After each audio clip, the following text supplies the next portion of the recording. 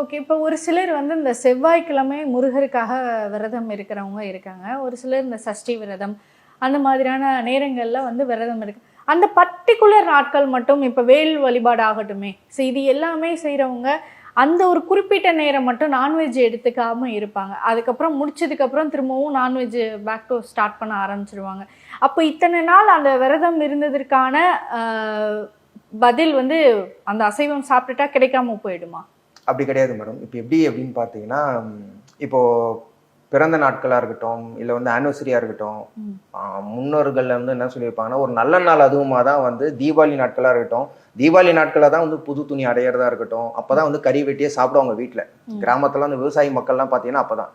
அப்போ இந்த நாட்கள் முருகருக்கு உகந்த நாட்கள் இந்த நாட்கள் மட்டும்தான். இந்த சஷ்டி ஏன்னா முருகர் அப்போ வந்து இன்னும் சக்தி தீவிரமா இருக்கும். ம். அப்ப இந்த நாட்கள் மட்டும்தான் நான் சாப்பிடாம இருப்பேன் அப்படின்னா, இப்ப இந்த நாட்களுக்கு நீங்க விரதம் இருந்தே உங்களுக்கு ஆசைகள் நிறைவேறுதுன்னா, லைஃப் லாங் நீங்க விட்டீங்கன்னா உங்களுக்கு இன்னும் சக்தி எப்படி வேலை செய்ய மட்டும் பாருங்க. முருகர் எப்படி இருப்பாரு உங்க கூட. நான் ஏன் சொல்றேன்னா, யாரையுமே வந்து நீங்க சாப்பிடாம இருக்காதீங்க நான் சொல்லலை. நான் என்ன சொல்றேன்னா, நீங்க ஸ்டாப் பண்ணுங்க. கூடிய சீக்கிரம் நீங்க ஸ்டாப் பண்ணீங்கன்னா, நீங்களே நான் சொல்றதுக்கு பதிலா நீங்களே வந்து உங்க உங்க வீட்டுல வந்து உணர்வாங்க. முருகர் நம்ம கூட தான் இருக்காரு. ஏதாவது ஒரு சிக்னல் கிடைக்கும் மேடம். சேவல் ஏன்னா அந்த வீட்டு பகுதியில வந்து சிட்டி லைஃபா இருக்கட்டும், எங்கேயாவது ஒரு இடத்துல சேவல் ஓகே. சோ அது வந்து முருகருடைய ஒரு அறிகுறி. கண்டிப்பா ஏதாவது ஒரு அறிகுறி கொடுப்பாரு. ஓகே. இப்போ ஒரு சிலர் வந்து இந்த டாட்டூ வந்து போட்டுக்கிறாங்க. முருகருடைய டாட்டூ வேலாகட்டும் இல்லை முருகருடைய உருவமாகட்டும். ஸோ இதெல்லாம் வந்து டாட்டூவாக போடணுன்றங்கிறத நிறைய பேர் வந்து ஆசைப்படுறாங்க. ஸோ அப்படி இருக்கும்போது முருகருடைய டாட்டூ ஒருத்தர் போட்டுக்கிறாரு அப்படின்னா அவருடைய வாழ்க்கையில என்ன மாதிரியான மாற்றங்கள் வந்து ஏற்படும்? இந்த டேட்டூ இப்போ இருக்கிற வந்து ட்ரெண்டிங்கான விஷயம் வந்து இப்போ எல்லாரும் வந்து முருகரை பற்றி பேசுகிறாங்க. அப்போ முருகர் நமக்கு வந்து சக்தி வாய்ந்து கொடுப்பாரா? ஏன்னா ஒரு சில நண்பர்களே வந்து என்னை கேட்டிருக்காங்க, என்னங்க முருகரை பற்றி இப்படி பேசுறீங்க, அப்போ முருகர்கிட்ட போனால் எல்லாமே கொடுப்போம். அப்போ நீ தேவைக்காக மட்டும்தான் நீ இறைசக்திகளை தேடிட்டு இருக்கியா? அப்போது காசாலையும் நிறைய விஷயங்கள் வாங்க முடியாது, நிறையவே இருக்குது. ஒரு உயிர் போயிடுச்சுன்னா பணம் எவ்வளோ கொடுத்தாலும் அது வாங்கவே முடியாது திரும்பி. அப்போது டேட்டூ போடுறதுக்கு என்னென்னா அவங்கவுங்களோட தனிப்பட்ட ஒரு விருப்பங்கள். அதை நம்ம வந்து எதுவுமே சொல்ல முடியாது. ஆனால் முக்கியம் நான் சொல்ல வர்றது என்ன அப்படின்னா, டேட்டூ போடுறதாலேயோ இல்லை நீங்கள் பச்சை குத்துறதாலேயோ வந்து முருகரோட அன்பை நீங்கள் காட்டணும் அப்படின்னா, மனசை ஓப்பன் பண்ணுங்க, உள்ளே இருக்கிறத சுத்தம் பண்ணுங்க. ஆட்டோமேட்டிக்காக முருகரே உங்க கூட உட்காந்துருவார் உள்ள. இந்த டேட்டூ போடுறதால மட்டும்தான் வந்து முருகா என்னை பார்க்கணும், நான் முருகர் பக்தம்பா அப்படின்னு வந்து எதுவுமே பண்ணவே தேவை கிடையாது. முருகருக்கு தெரியும். ஏன்னா எல்லாம் ஒரு சிங்கிள் மூமெண்ட்டாக இருக்கட்டும், நம்ம ஒரு வாழ்க்கையில் நம்ம தூங்கி எழுந்ததுலேருந்து இன்னைக்கு நாட்கள் முடிகிற வரைக்கும் நம்மளை யாரோ ஒருத்தவங்க வாட்ச் பண்ணிகிட்டே தான் இருக்காங்க. நம்ம செய்கிற செயல்கள் எல்லாமே வந்து இப்போ முருக பக்தராக இருக்கட்டும், சிவன் பக்தராக இருக்கட்டும், எல்லாருமே அவங்கவுங்க அடியார்களை வந்து கடவுள் பார்த்துட்டே தான் இருக்காரு. நீ என்ன இன்னைக்கு பண்ணுற, இப்போ எனக்கு ஃபேவராக நீ பண்ணுறியா, என் பையன் நீ என் பேரை காப்பாற்றுற மாதிரி நீ பண்ணுறியான்னு பார்த்துக்கிட்டே தான் இருக்காரு. ஓகே. இப்போ ஒரு சிலர் வந்து இந்த முருகரை வந்து நெருப்பு கடவுள், அவர் வந்து நெருப்பு ரூபம் அப்படின்னு சொல்கிறாங்க. சிவனுடைய நெற்றி தீப்பொறியில இருந்து தான் நம்ம முருகர் அவர்கள் உருவாகினாரு அப்படிங்கிறது நம்ம எல்லாருக்குமே தெரியும். இதில் குறிப்பாக ஒரு சிலர் வந்து சொல்கிற விஷயங்கள் என்ன அப்படின்னா, நெருப்பு ராசிகள் அப்படின்னு நம்ம இந்த 12 ராசிகளில் சில ராசிகளை வந்து சொல்லுவோம். ஸோ அந்த ராசிகள் மட்டும்தான் முருகரை வந்து வேண்டுனா நல்லா இருக்கும். ஸோ அதே மாதிரி ஒவ்வொரு ராசிகளும் ஒவ்வொரு முருகர் கோவிலுக்கு போனால் சிறப்பு வாய்ந்ததாக இருக்கணும். இப்போ நான் ஒரு ராசி, எனக்கு வந்து திருச்செந்தூர் போகக்கூடாது அப்படின்னு இருக்குன்னா, நான் திருச்செந்தூர் போகக்கூடாதா, திருச்செந்தூர் போய் நான் முருகரை வந்து தரிசிக்க கூடாதா அப்படின்னு சில விஷயங்கள் இருக்குது. அது உண்மையா இந்தந்த ராசிகள் தான் இந்தந்த முருகரை வந்து வணங்கணும் அப்படிங்கிற ஏதாவது விதிமுறைகள் இருக்கா?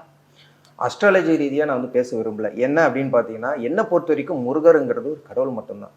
இது இன்னைக்கு நம்ம இந்த திருச்செந்தூரை பற்றி பேசணும், நிறைய பேர் நான் பேசினா இன்னொருத்தர் பேசுவார், வேற ஒருத்தர் பேசுவார், பேசிக்கிட்டே தான் போகலாம். நான் என்ன சொல்கிறேன்னா, கட்டமைப்பு முதல்ல பாருங்கள், அந்த ஸ்தலம் பாருங்கள். கடவுள் இருக்கிறது ஒரே ஒரு கடவுள் மட்டும்தான். அப்போது கட்டமைப்பு தான் நம்ம பார்க்கணும்.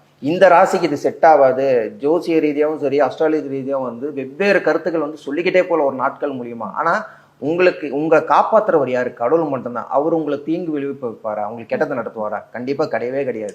இப்போ நான் திருச்செந்தூர் ஒரு ராசிக்கு நான் போகக்கூடாதுன்னு சொல்லவும் மாட்டேன், பழனிக்கு நீங்கள் போகக்கூடாதுன்னு நான் சொல்லவும் மாட்டேன், திருத்தணிக்கு போகக்கூடாதுன்னு சொல்ல மாட்டேன். ஏங்க அங்கே முருகர் இல்லைங்க, இங்கே தாங்க இருக்காரு, நான் ரெக்கமெண்டேஷனும் பண்ண மாட்டேன். இப்போ எல்லா இடத்துலையும் ஒரே ஒரு ஆள் முருகர் மட்டும்தான். வெவ்வேறு ரூபங்கள் இருக்கும் தவிர அங்கே கடவுள் இருக்காரு இங்கே கடவுள் இருக்காரு நான் சொல்லவே மாட்டேன். உங்கள் ராசியும் இந்த 12 ராசியும் நீங்கள் கேட்ட கேள்விக்கு என்ன அப்படின்னு பார்த்தீங்கன்னா, உங்கள் ராசியும் வந்து எனக்கு இது நடக்கலை, எனக்கு கெட்டதாகவே நடக்குதுன்னா தொடர்ந்து அவரை பிடிங்க. அவரால் முடியாது இது எதுவுமே கிடையவே கிடையாது. அவரை கந்தனை பிடிச்சோன்னா எதிர்காலம் வந்து வேற லெவலாக இருக்கும் நிறைய பேர் சொல்லுவாங்க. இருந்தாலும் என்னன்னா, உங்க வாழ்க்கை மனிதர்கள் பொறுத்த வரைக்கும் என்ன அப்படின்னு பார்த்தீங்கன்னா, ஒரு செல்வம் ரீதியாக இருக்கட்டும், பேரா இருக்கட்டும், புகழா இருக்கட்டும், இதை நோக்கி மட்டும் தான் நம்ம கடவுள்கிட்ட வந்து நம்ம டெய்லி வந்து கால் தடங்கள் தேடிட்டு இருக்கோம் தவிர, எனக்கு நீ வேணும், உன்னை நான் பார்க்கணும்னு நம்ம பாமன் சுவாமிகளா இருக்கட்டும், அருணகிரிநாதர் மாதிரியே யாருமே தவமே இந்த கலியுகத்தில் இருக்கவே மாட்டாங்க. எல்லாரும் ஒரு விஷயம் தேடி தானே ஓடிக்கிட்டே தானே இருக்கும் தினசரி வாழ்க்கையில. யாரோ ஒருத்தர் இந்த கலியுகத்துல தவம் இருந்து நம்ம முருகர் காட்சி கொடுத்தாருன்னு சொல்ல முடியும், எவனும் சொல்லவும் முடியாது. கண்டிப்பா.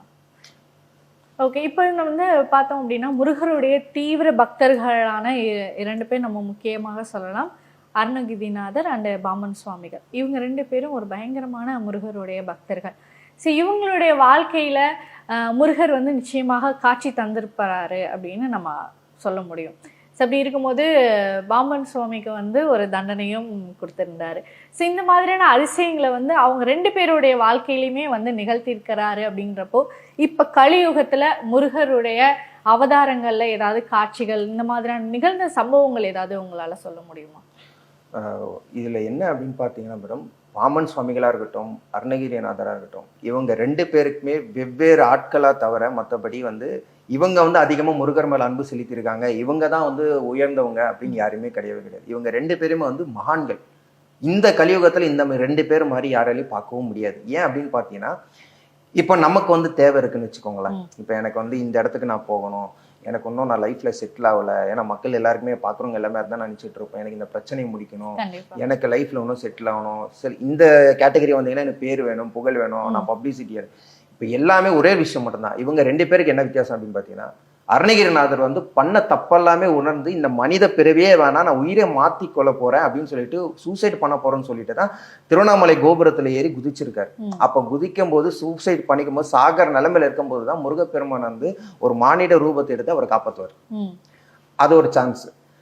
பாமன் சுவாமிகள் என்ன அப்படின்னு பார்த்தீங்கன்னா, தீவிரமான முருகர் பக்தர். முருகரை நான் வந்து உணரணும் இப்ப நம்ம வந்து கலியுகத்துல வந்து முருகர் காட்சி கொடுக்க மாட்டாரா, ஒவ்வொரு திருத்தலங்களையும் நம்ம போயிட்டு வரோம். எதுக்கு? ஒரே விஷயம் என்னன்னா, நிறைய பேர் வந்து பிரச்சனைகளுக்காக போறாங்க. முருகர் அருள், நான் என்ன சொல்றேன்னா, முருகனை காட்சி கொடுக்கணும், முருகரை நம்ம வந்து பார்க்கணும்னு சில பக்தர்கள் இருப்பாங்க. அவங்களுக்காக மட்டும்தான் இந்த கோயிலுக்கெல்லாம் போறாங்க. பாமன் சுவாமிகளை நீங்க பாத்தீங்கன்னா இவ்வளவோ நாட்கள் வருஷங்கள் கணக்கா வந்து தவம் இருந்திருக்காரு. நம்ம பாம்பன் சுவாமிகள் கதைகளும் உங்களுக்கு தெரியும், தவம் இருந்திருக்காரு. இப்ப இவங்க ரெண்டு பேருக்குமே என்ன தேவையா இருந்தது வாழ்க்கையில? அவங்களுக்கு எதுவுமே தேவை கிடையாது. ஒரே ஒரு ஆள் முருகர் மட்டும்தான். அப்ப அவங்களுக்கு கண்டிப்பா காட்சி கொடுத்துருக்காரு. ஏன் இந்த கலியுகத்துல வந்து முருகர் பெருமான் யாருக்குமே ஏன் காட்சி கொடுக்கல அப்படின்னு சொன்னீங்கன்னா, இந்த கலியுகத்துல ஒருத்தரும் இந்த சாட்சி கிடையவே கிடையாது மேடம். முருகப்பெருமான் வந்து கொடுத்துருக்காரு, இல்ல வேற ஒரு ரூபத்துல வந்து முருகப்பெருமான் வந்து காட்சி கொடுக்குறாரு மக்களுக்கு அப்படின்னா சாட்சிகள் கிடையவே கிடையாது. ஏன்னா இந்த கலியுகத்துல தானே ஏதோ ஒரு மிராக்கள் நடந்தா உடனே வீடியோ எடுத்துருவோம். எல்லாமே வந்து புகைப்படங்களாகவும் வீடியோவாகவும் இதை ட்ரெண்ட் பண்றதா தானே இந்த கலியுகம் பொறுத்த வரைக்கும். இது நம்ம ஸ்பீடா ஓடிக்கிட்டே இருக்கும். இறை சக்தி மட்டும் எப்பவுமே பாத்தீங்கன்னா இயற்கையை வந்து சோதிக்கவே கூடாது. நம்ம இயற்கையும் பிரபஞ்சத்தையும் நம்ம சோதிக்கவே கூடாது. இது ரெண்டுத்தையும் நம்ம சோதிச்சுட்டோம்னு வச்சுங்களேன், அதோட ரிவோல்ட் நமக்கு வேற மாதிரி இருக்கும். இப்ப ஏன் நான் சொல்றேன்னா, அப்ப இருக்கிற ஜென்ரேஷன் வேற, அப்ப இருக்கிற காலகட்டம், அப்ப யுகங்கள் வேற. அப்போ வந்து தவமா இருந்து முருகர் பெருமான் மட்டும்தான் நமக்கு தேவைன்னா, இப்ப நான் வந்து சொல்றேன், நேத்து எனக்கு முருகர் காட்சி கொடுத்தாருன்னா யாராவது ஒருத்தர் நம்புவாங்களா? ஒருத்தரும் நம்ப மாட்டான். இந்த கலியுகத்தை பொறுத்த வரைக்கும் அந்த இவன் கிடக்குறான், அவன் சொல்லுவான், இவன் ஆளும் சரியில்லை, இப்படிதான் சொல்லுவாங்க. எனக்கு தெரியும், எனக்கு கொடுத்துருக்காரு, எனக்கு தெரியும். ஆனா நான் சொன்னாலும் நம்பவே கூடாது. ஏன்னா இந்த கலியுகத்துல வாய்ப்பே கிடையாது. நம்ம அவ்வளோ தினசரியா தப்பு பண்ணிக்கிட்டே தான் இருக்கும். இந்த நம்ம மனுஷன் பிரிவு எடுக்கிறது என்னன்னா, செஞ்ச தப்புக்கெல்லாம் மன்னிப்பு கேட்டு ஒரு பிராச்சித்தம் தேட தான் நம்ம கடவுளே நம்ம நோக்கி போறோம். அதுக்காக தான் நான் என்ன சொல்றேன் அப்படின்னு பாத்தீங்கன்னா, எல்லாமே அட்மோஸ்ட் டாப் எண்ட் நீங்க என்ன தப்பு வேணா பண்ணுங்க, ஒரு டைம் உங்களுக்கு ஒரு செகண்ட் யோசிப்பீங்கல்ல, பின்னாடி திரும்பி பார்ப்பீங்கல்ல, அப்போ முருகர்கிட்ட டோட்டலா உங்களுக்கு சரண்டர் எடுத்துருங்க. நீங்க பண்ணது எல்லாமே உங்க விதியே மாத்தி கொடு தெய்வம்னா முருகப்பெருமான் மட்டும்தான். உங்க விதியே மாத்தி கொடுத்துருவாரு உங்ககிட்ட.